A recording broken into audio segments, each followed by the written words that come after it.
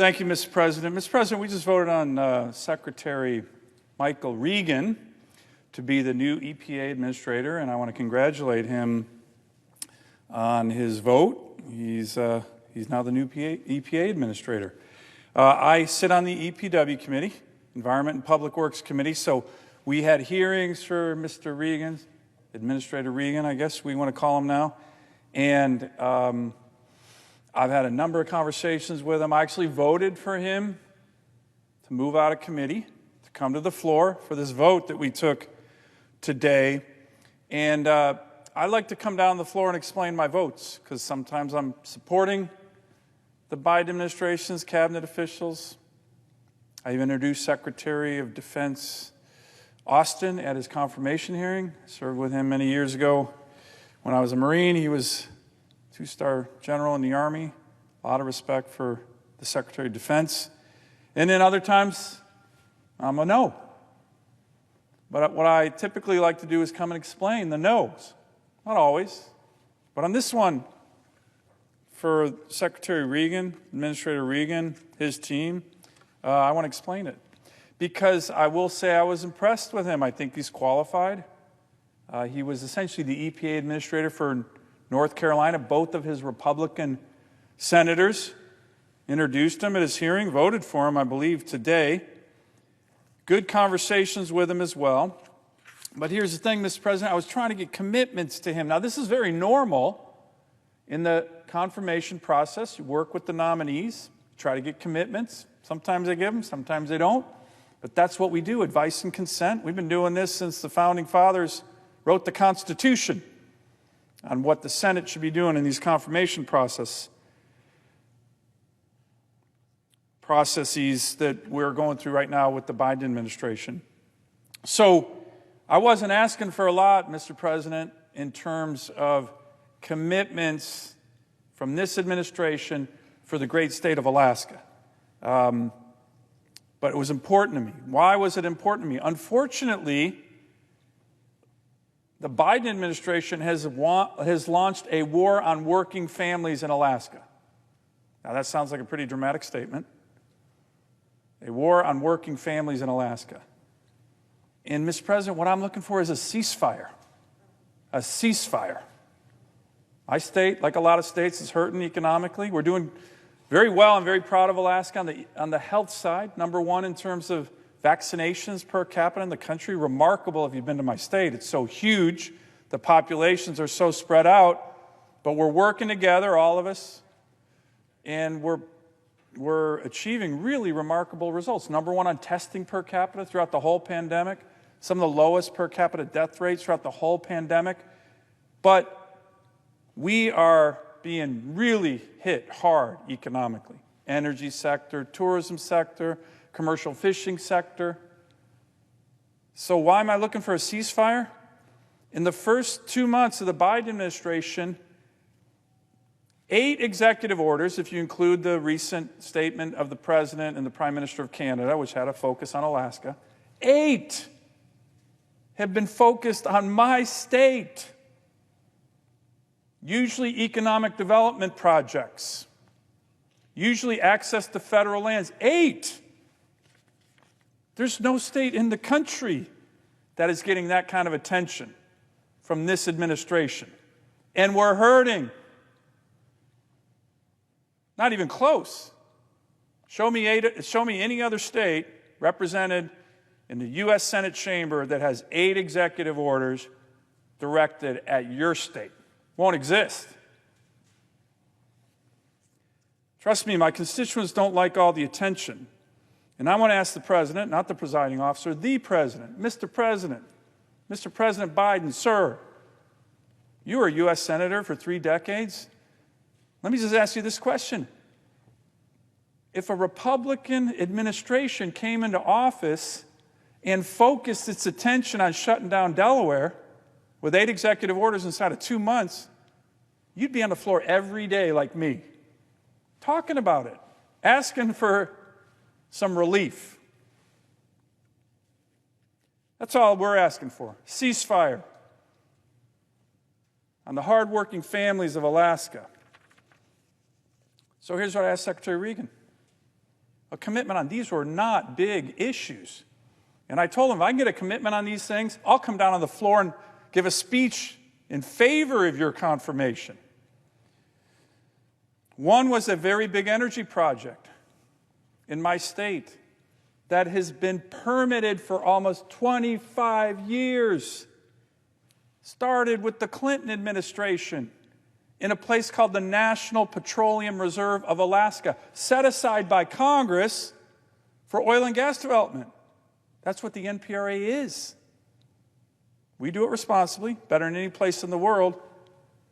But this is a project started by the Clinton administration, moved forward by the Bush administration, a big NEPA and environmental impact statement by the Obama administration called the Integrated Activity Plan for NPRA, which was approved, completely non-controversial, because that's what this part of Alaska is set aside for.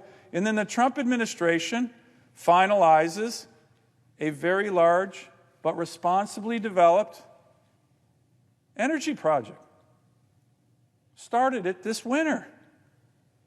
No controversy. Estimates 2,000 direct jobs with thousands of more indirect jobs. All we wanted was a commitment to keep it going. That's it. Simple, status quo. Couldn't get it. Couldn't get it. There's litigation with regard to this project right now. About 200 people, almost 200 workers have been sent home, pink slips during a recession. These are great jobs, by the way. Try to get a commitment on this. Couldn't get it. By the way, 75% of those 2,000 jobs, union jobs. High-paying building trades, laborers, operating engineers, teamsters, great Americans, by the way. 75%. Non-controversial, 25 years of permits. No one has been against this. So I just want a commitment on that. Nope. Like I said, Mr. President, war on working families. Another one. Here's something that's a lot of people don't know about Alaska. 60% of the country's wetlands, of America's wetlands, are in my state. 6-0. Now, we have the most beautiful state. We love our wilderness. We love the outdoors. We care about the Alaska environment more than anyone else. Trust me, more than anyone in the EPA, that's for sure. 175 million acres of wetlands. So this creates challenges. Unlike most of the lower 48, we have not dredged and filled these areas in the past. You look at the East Coast, look at their environments, no offense to some of my colleagues whose states are up the corridor here, holy cow. And you wonder about my environment? Geez Louise. But you can't do compensation for any projects. It's hard to do compensation for projects where you haven't had dredge and fill before because we have so many wetlands. So in 2018, the Corps of Engineers, the EPA, had an MOU to help address some of these mitigation challenges. It wasn't controversial, it was creative. I think Secretary Regan thought it was creative when I talked to him about it. So we just asked for a continuation of this. Again, these are really simple commitments. Good ideas. Couldn't get it from the Secretary. Now look, here's my own view, Mr. President. I think Mr. Regan wanted to. Explain these to him. I think he was reasonable. Someone who's done this in states, knows how each state is unique, cares about jobs, cares about environmental justice. That's a big issue in my state. When a lot of these communities that are getting targeted are actually Alaska Native communities, killing jobs in those communities, that's environmental justice, that's for sure. So my instinct was he wanted to make these commitments, but I think he was told no. I don't know that, but I'm pretty sure, well, I can't say. But I think he was told no by the White House. And this raises a much bigger concern about this nominee. And Mr. President, my good friend, the esteemed senator from West Virginia, Senator Capito, was on the floor earlier. She also sits on the EPW committee. She's the ranking member on the committee. And she gave a really important speech on why she also voted no for Mr. Regan. And I think she had the same feeling I did. Knows his issues, qualified, cares about different state challenges.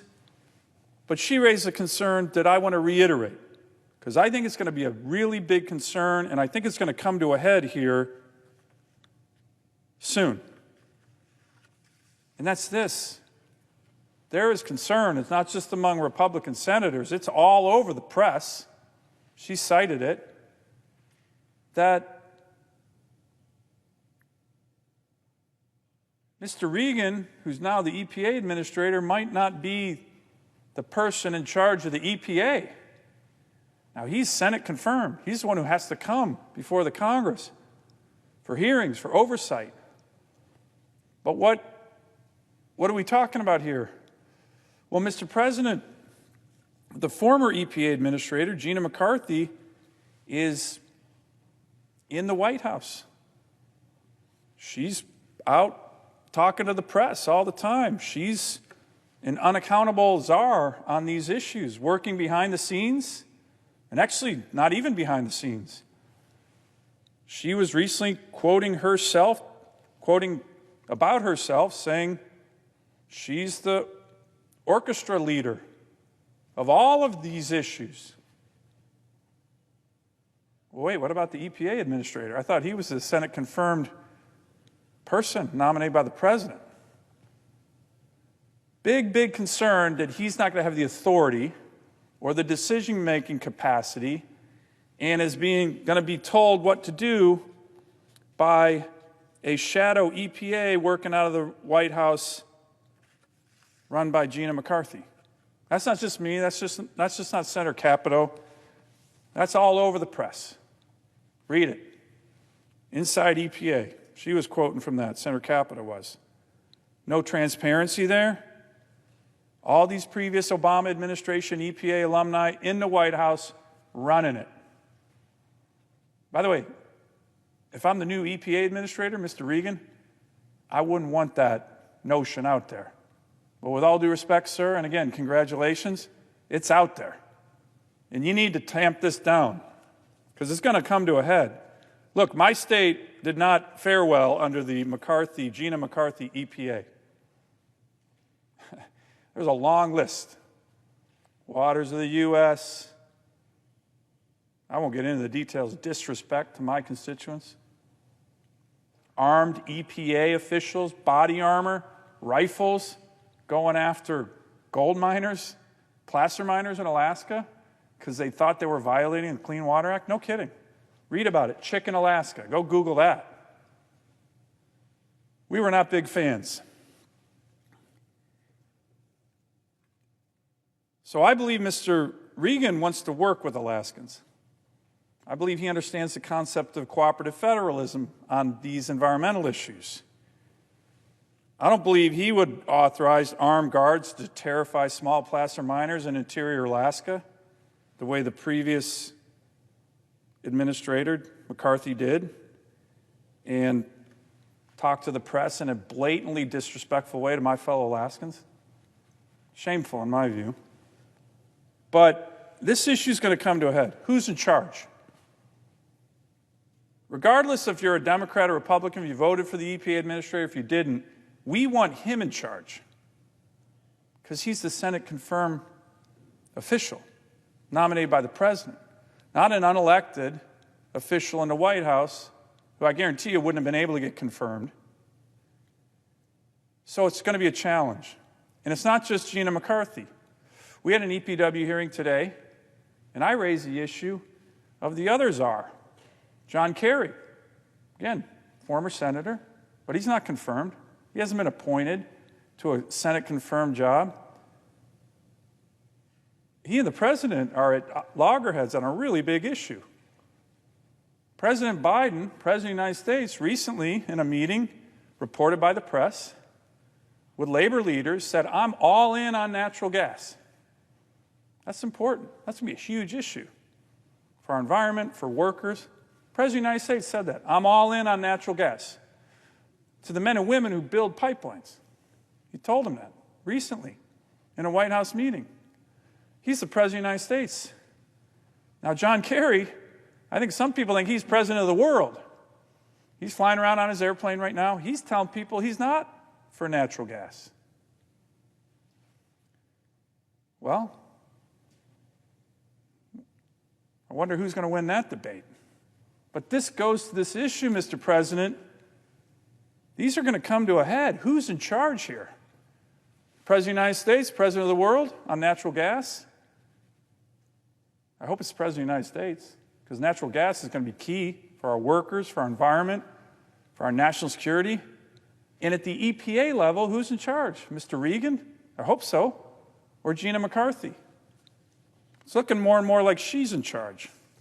And so that's why a number of us, despite being impressed, wanting to work with the new EPA administrator, voted no. And I certainly hope that the unaccountable team of McCarthy and Kerry in the White House are not going to be running the policy. It's going to be the people who are actually confirmed by the U.S. Senate, because that's the way our system of government is supposed to work. So, Mr. President, for those reasons, although I again want to congratulate Mr. Regan, I respectfully decline to support his nomination, and we'll see. We'll see who's going to be ultimately in charge. I want to work with him and his team. These issues are so important in my state. I want him to help convince others in the Biden White House for the ceasefire that my constituents need. We need to get to work. And I'm hoping he's going to be a constructive partner in that regard.